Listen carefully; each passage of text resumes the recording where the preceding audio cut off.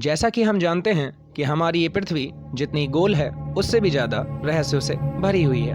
और आज की इस दुनिया में ये पता लगाना कि कौन सच बोल रहा है और कौन झूठ, मानिए सच में कठिन काम है। आज के हम इस टॉपिक में चर्चा करेंगे कि क्या सच में नासा कभी चांद पर गया था या उसका सिर्फ ये एक खोखला कल्पना ही है। चांद पर लैंडिंग का पहला प्रमाण जुलाई 1969 में लाखों लोगों के सामने आया था, लेकिन अभी भी कुछ लोगों का यह मानना है कि इंसान ने कभी चांद पर कदम रखा ही नहीं। अंतरिक्ष एजेंसी नासा की रिपोर्ट बताती है कि अमेरिका में ऐसे 5% लोग हैं जो चांद पर लैंडिंग को झूठा मानते हैं। यकीन मानिए, ऐसे लोगों की संख्या कम जरूर है, लेकिन ऐसी अफवाहों को जिंदा रखने के लिए पर्याप्त मात्रा में काफी है।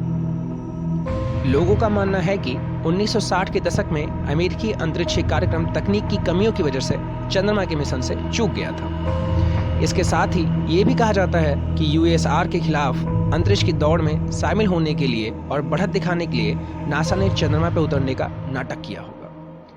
नील आर्मस्ट्रांग के चांद पर उतरने के बाद कहा था कि मानव के लिए यह कदम छोटा जरूर है, लेकिन मानव जाति के लिए ये एक बड़ी छलांग है।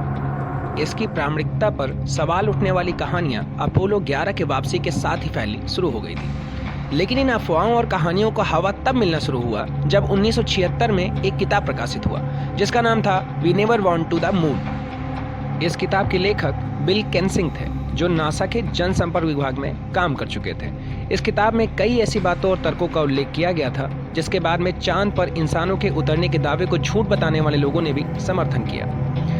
आज हम इन्हीं तर्कों और के बारे में बात करेंगे जो इस किताब में किया गया था। तो सबसे पहला तर्क जो आता है उसके बारे में बात करते हैं। पैरों के नकली निशान। चंद्रमा पर दिखाए गए पैरों के निशान भी इन अफवाहों का हिस्सा है। उसके लिए वो तर्क देते हैं कि चंद्रमा पर नमी की कमी की वजह से इस तरह के निशान नहीं पड़ सकते हैं, जैसा तस्वीर में दिखाई दे रही है। एरिजोना स्टेट यूनिवर्सिटी के प्रोफेसर मार्क रॉबिन्सन इनका वैज्ञानिक स्पष्टीकरण देते हुए बताते हैं, चंद्रमा मिट्टी के चट्टानों और धूल की एक परत से ढका हुआ है जिसे रेजोलिथ नाम दिया गया था। यह सतह कदम रखने पर आसानी से संकुचित हो जाती है। चूंकि मिट्टी के कण भी इस परत में मिश्रित होते हैं, इसलिए पैर के हट जाने के बाद निशानों के बने रहने के चांस ज्यादा रह जाते हैं। मार्क ने भी कहा था कि चंद्रमा पर मौजूद पैरों के निशान लाखों सालों तक ऐसे ही रहेंगे क्योंकि चंद्रमा पर कोई वायुमंडल नहीं है।